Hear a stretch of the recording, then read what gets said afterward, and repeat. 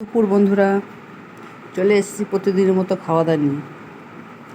যে আজ রান্না আজকে সকাল সকাল হয়ে গেছিলো।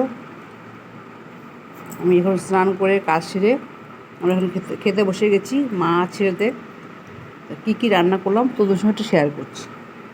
রান্না করছি যে ভাত, সকালে আলু শুদ্ধ আছে, এটা হচ্ছে লাল শাক, বটবটি দিয়ে লাল শাক করেছি।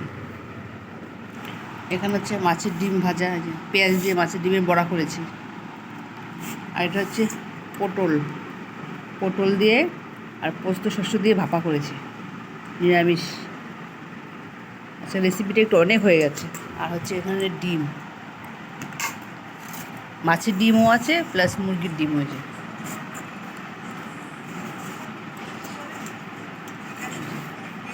যেটি আজকে এই যে আমার রান্না, অনেক কিছুই করলাম আজকে, কিন্তু আকাশের ওয়েদারটা এত খারাপ, সব অন্ধকার অন্ধকার দেখাচ্ছে। সেই যে বৃষ্টি নেমেছে 5-6 দিন হয়ে গেছে, বৃষ্টি থামারই কোনো সিন নেই। তাহলে এখন তো খাওয়া দাওয়াটা শুরু করে নিই। যে ডিম,